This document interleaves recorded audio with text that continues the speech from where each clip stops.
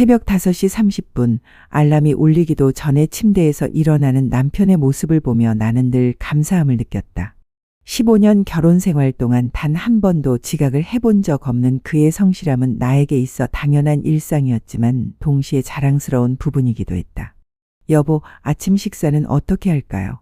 매일 아침 같은 질문을 하는 나에게 그는 항상 같은 대답을 했다. 당신이 만든 것이면 뭐든 좋아요. 고마워요. 그의 얼굴에는 진심 어린 미소가 번졌고 나는 그런 남편을 바라보며 하루를 시작하는 것이 행복했다. 아이들의 도시락을 챙기는 내 옆에서 그는 늘 커피를 내려주었고 아이들이 학교에 늦을까봐 걱정하는 내 어깨를 다독여주곤 했다. 회사에서 돌아온 남편은 언제나 아이들과의 시간을 소중히 여겼다. 큰아이의 숙제를 봐주고 작은아이와 함께 레고를 맞추는 그의 모습은 완벽한 아버지 그 자체였다. 주말이면 가족 나들이를 제안하는 것도 명절 때 시댁과 친정을 빠짐없이 찾아뵙는 것도 모두 그의 몫이었다. 당신 덕분에 우리 집이 이렇게 화목해요. 친구들이 부러워할 때마다 나는 가슴이 뿌듯했다. 남편은 술자리도 거의 하지 않았고 늦게 들어오는 날에는 반드시 미리 연락을 했다. 핸드폰도 항상 테이블 위에 놓아두었고 비밀번호 같은 건 처음부터 서로 알고 있었다. 우리는 정말 투명한 부부인 것 같아요. 그렇게 말하며 웃던 남편의 얼굴이 떠올랐다. 그의 눈빛은 언제나 맑았고 나를 바라볼 때의 그 따뜻함은 15년이 지난 지금도 변하지 않은 것 같았다. 하지만 최근 들어 이상한 생각이 머리를 스쳤다. 너무 완벽한 남편, 너무 완벽한 결혼 생활. 드라마나 영화에서는 이런 상황에서 반전이 있지 않나. 친구들의 이혼 소식을 들을 때마다, 불륜 이야기를 접할 때마다 나도 모르게 남편의 얼굴을 떠올리게 되었다. 설마 우리 남편이? 그런 생각이 들 때마다 나는 고개를 가로저었다. 남편은 그런 사람이 아니었다. 아니, 그런 사람일 리가 없었다. 하지만 인간의 마음이라는 것이 참 이상해서 한 번 든 의심은 쉽게 사라지지 않았다. 어느 날 저녁, 평소보다 30분 늦게 들어온 남편이 있었다. 미안해요. 갑자기 회의가 길어져서. 평소와 다름없는 말투였지만 나는 왠지 그의 표정을 유심히 살펴보게 되었다. 혹시 어디선가 다른 냄새가 나지는 않을까? 혹시 셔츠에 이상한 흔적이 있지는 않을까? 그런 내 자신이 한심하면서도 동시에 두려웠다. 15년간 쌓아온 믿음이 이렇게 쉽게 흔들릴 수 있다는 것이 믿어지지 않았다. 남편은 여전히 같은 사람이었는데 변한 것은 나의 시선이었다. 여보, 괜찮아요. 요즘 뭔가 이상해 보여요. 남편이 걱정스러운 눈빛으로 나를 바라보았다. 그 순간 나는 깨달았다. 의심하고 있는 것은 남편이 아니라 바로 나 자신이었다는 것을.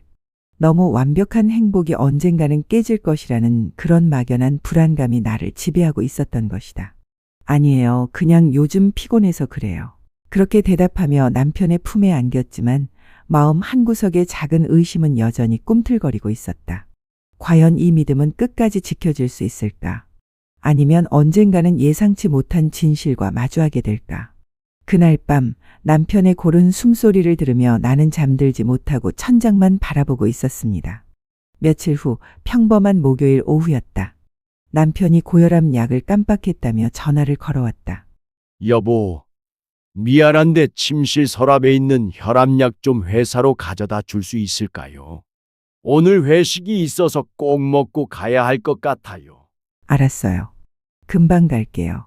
전화를 끊고 침실로 향했다. 남편의 서랍은 언제나 깔끔하게 정리되어 있었다.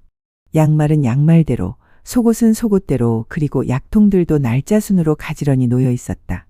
혈압약을 찾으려고 서랍을 뒤적이던 중 맨 구석진 곳에서 낡은 봉투 몇 개가 손에 걸렸다.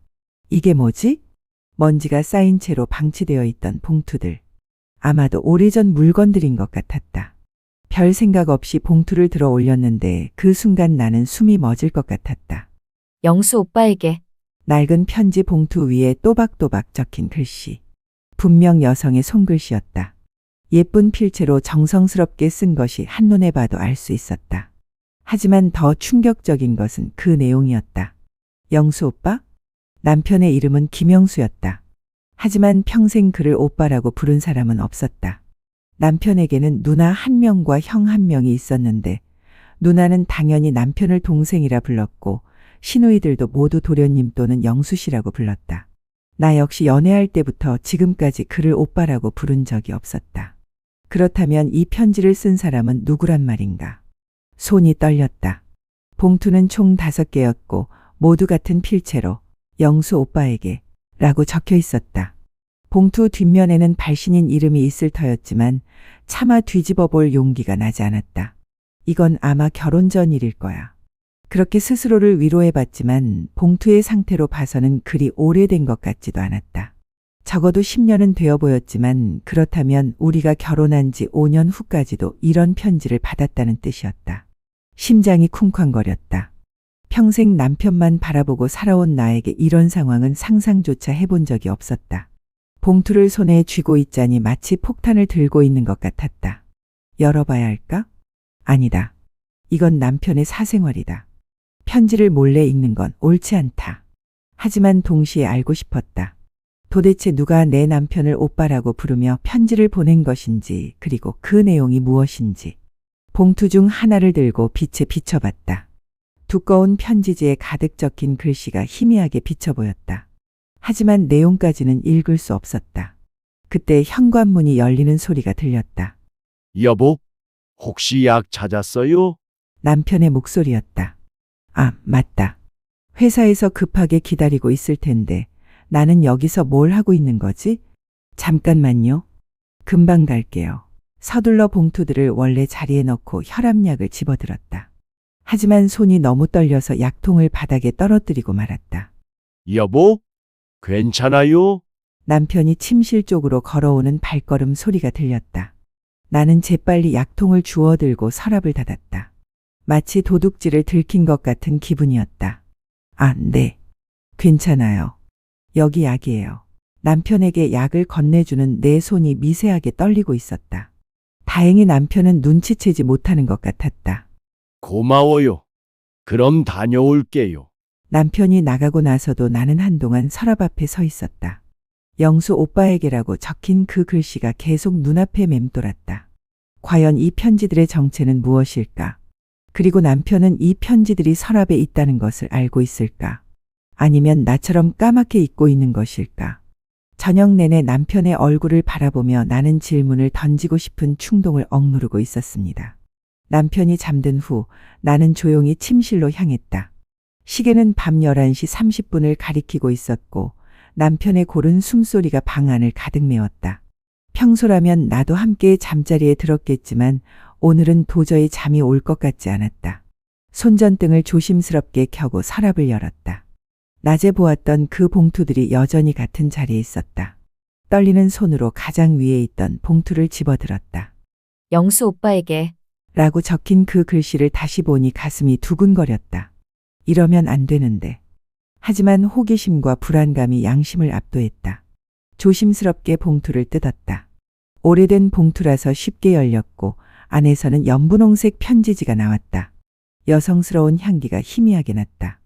편지를 펼치는 순간 나는 가슴이 철렁 내려앉는 것을 느꼈다. 영수 오빠, 안녕하세요. 오빠에게 마지막 편지를 쓰게 될 줄은 정말 몰랐어요.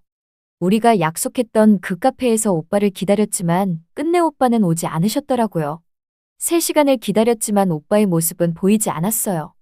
혹시 무슨 일이 생긴 건 아닌지, 아니면 제가 뭔가 잘못 이해한 건 아닌지 하루 종일 생각해봤어요. 하지만 아무리 생각해봐도 답이 나오지 않네요. 오빠, 저는 이제 정말로 포기해야겠어요. 민호 씨의 청혼을 받아들이기로 했어요. 오빠만을 기다리며 보낸 지난 3년이 아깝지 않다면 거짓말이겠지만 이제는 현실을 받아들여야 할 때인 것 같아요. 오빠가 행복하셨으면 좋겠어요. 그리고 언젠가 오빠의 마음속에서 저를 이해해 주셨으면 해요. 항상 오빠를 사랑했던 은희가. 편지를 다 읽고 나서 나는 한동안 멍하니 앉아 있었다. 머릿속이 하얘졌다. 3년을 기다렸다고? 약속된 만남에 남편이 나타나지 않았다고? 그리고 그 여자는 결국 다른 남자와 결혼했다고? 은희, 그 이름이 낯설지 않았다. 어디서 들어본 것 같은 이름이었는데. 그때 갑자기 기억이 떠올랐다. 지난달 전통시장에 갔을 때였다. 생선 가게에서 조기를 고르고 있는데 건너편 떡집에서 누군가 큰 소리로 이름을 부르는 소리가 들렸었다. 은희야, 은희, 여기. 그때 뒤돌아본 여자. 40대 중반쯤 되어 보이는 단정한 인상의 여성이었다. 한때 미인이었을 것 같은 흔적이 남아있는 얼굴에 어딘지 모르게 슬픈 기운이 감돌고 있었다. 그 여자와 잠깐 눈이 마주쳤을 때 나는 왠지 모를 씁쓸함을 느꼈었다. 설마 그 여자가? 소름이 돋았다. 우연의 일치라고 하기에는 너무 많은 것들이 맞아떨어졌다. 이름도 은희, 나이도 비슷하고 무엇보다 그 여자의 눈빛에서 느꼈던 그 묘한 감정이 이제야 이해가 되었다. 혹시 그 여자가 나를 알아본 걸까? 15년 전 남편과 결혼한 그 여자, 자신이 3년간 기다렸던 남자를 차지한 여자를 말이다. 편지를 다시 읽어봤다. 편지 날짜는 2009년 10월 15일이었다. 우리가 결혼한 지 정확히 4년 후였다. 그렇다면 남편은 결혼 후에도 이 여자와 만날 약속을 했다는 뜻이었다. 아니야, 그럴 리 없어. 하지만 의심의 씨앗은 이미 마음 깊은 곳에 뿌려져 있었다. 왜 남편은 약속된 만남에 나타나지 않았을까? 죄책감 때문이었을까? 아니면 다른 이유가 있었을까? 그리고 왜 이 편지를 보관하고 있는 걸까? 버리면 될 텐데 왜 서랍 깊숙한 곳에 고이 간직해 두었을까? 나머지 4개의 봉투가 눈에 들어왔다. 모두 같은 필체로 영수 오빠에게라고 적혀 있었다. 다른 편지들에는 어떤 내용이 있을까? 더 충격적인 내용들이 있는 건 아닐까? 손이 다음 봉투로 향했다. 하지만 그 순간 침대에서 뒤척이는 남편의 소리가 들렸다. 나는 재빨리 편지를 접어서 원래 봉투에 넣고 조심스럽게 서랍을 닫았다. 침대로 돌아가 남편 옆에 누웠지만 잠은 오지 않았다. 옆에서 평화롭게 잠들어 있는 남편의 얼굴을 바라보며 나는 과연 내가 이 사람을 제대로 알고 있는 것인지 의문이 들기 시작했다. 은이라는 이름이 계속 머릿속에서 맴돌았고 전통시장에서 마주쳤던 그 여자의 슬픈 눈빛이 자꾸만 떠올랐습니다. 다음 날 아침 남편은 평소와 다름없이 일어나 출근 준비를 했다. 하지만 나에게는 모든 것이 달라 보였다. 커피를 내려주는 그의 손길도, 아이들과 농담을 주고받는 모습도, 출근하면서 건네는 뺨의 키스도 모두 가식적으로 느껴졌다. 여보, 괜찮아요? 얼굴이 안 좋아 보이는데. 남편이 걱정스러운 표정으로 나를 바라봤다. 그 순간 나는 화가 났다. 15년 동안 숨겨온 비밀이 있으면서 어떻게 이렇게 태어날 수 있단 말인가? 아니에요. 그냥 잠을 못 자서 그래요. 그럼 오늘은 푹 쉬어요. 저녁에 일찍 들어올게요. 남편이 나가고 난 후 나는 아이들을 학교에 보내고 곧바로 침실로 향했다. 어젯밤의 일이 꿈이었으면 좋겠다는 생각을 하면서도 손은 이미 서랍을 열고 있었다. 2번째 봉투를 집어들었다. 이번에는 주저하지 않고 바로 뜯었다. 어차피 선을 넘어버린 이상 끝까지 가봐야겠다는 생각이었다. 영수 오빠께 결혼식 소식을 들었어요. 축하해요, 정말로. 오빠가 행복하다면 저도 기뻐요. 하지만 솔직히 말하면 아직도 이해가 안 되는 부분이 있어요. 왜 그날 오지 않으셨는지, 왜 연락도 없으셨는지. 저는 진짜로 오빠를 기다렸거든요. 민호와의 결혼 준비를 하면서도 자꾸 오빠 생각이 나요. 이러면 안 되는데, 이미 결혼한 사람을 그리워하면 안 되는데. 그래도 제 마음은 제가 어쩔 수 없는 것 같아요. 오빠의 신부분이 참 예뻐 보이더라고요. 사진으로 봤는데 정말 행복해 보였어요. 오빠도 웃고 계셨고요. 그 웃음을 보니까 제가 잘한 선택인 것 같기도 하고 동시에 너무 속상하기도 하고 복잡한 마음이에요, 오빠. 그래도 오빠가 행복하길 바라요. 그리고 저도 행복해질 수 있도록 노력할게요. 마지막으로 오빠와의 추억들 정말 고마웠어요. 대학교 2학년 때 처음 만났을 때부터 오빠의 졸업식까지 그 시간들이 제 인생에서 가장 아름다운 시간이었어요. 건강하세요, 영수 오빠. 2010년 3월 20일. 은희가. 이번 편지는 첫 번째보다 더 충격적이었다. 결혼식 소식을 알고 있었다는 것, 그리고 대학 시절부터 알고 지냈다는 것. 더 놀라운 건 편지 날짜였다. 2010년 3월이면 우리 결혼식이 2010년 2월이었으니 결혼 한 달 후에 쓴 편지였다. 사진으로 봤다고? 갑자기 소름이 돋았다. 은희가 우리 결혼식 사진을 봤다는 얘기였다. 어떻게? 누구를 통해서? 설마 남편이 직접 보여준 건 아니겠지. 그때 핸드폰이 울렸다. 남편이었다. 여보, 오늘 점심때 시간 되면 우리 시장에 같이 갈까요? 아이들 간식거리도 사고. 네, 좋아요. 전화를 끊고 나니 온몸이 떨렸다. 시장이라니. 혹시 거기서 은희를 다시 만나게 되는 건 아닐까? 이번에는 내가 그녀를 알아볼 수 있을 텐데 그럼 어떻게 반응해야 할까? 세 번째 봉투도 열어봤다. 이번에는 훨씬 짧은 내용이었다. 오빠, 저 임신했어요. 민호의 아이예요. 이제 정말로 새 출발을 해야겠어요. 오빠도 좋은 아빠가 되세요. 2011년 5월 15일, 은희. 네 번째 편지는 더욱 간결했다. 딸을 낳았어요. 이름은 지은이에요. 혹시 오빠도 아이가 생겼나요? 궁금해요. 2012년 1월 3일, 은희. 마지막 다섯 번째 편지는 가장 최근 것이었다. 오빠, 민호가 교통사고로 세상을 떠났어요. 지은이와 둘이 살게 되었네요. 힘들지만 잘 살고 있어요. 가끔 오빠 생각이 나지만 이제는 그리움보다는 좋은 추억으로 남기고 싶어요. 건강하세요. 2018년 9월 10일, 은희. 편지들을 다 읽고 나니 머릿속이 복잡했다. 은희는 남편을 진심으로 사랑했던 것 같았다. 그리고 지금은 혼자서 딸을 키우며 살고 있다는 것도 알 수 있었다. 하지만 여전히 의문이었다. 왜 남편은 약속된 만남에 나타나지 않았을까? 그리고 왜 이 편지들을 버리지 않고 간직하고 있는 걸까? 점심시간이 되어 남편과 함께 시장에 갔다. 혹시나 해서 떡집 주변을 유심히 살펴봤지만 은희의 모습은 보이지 않았다.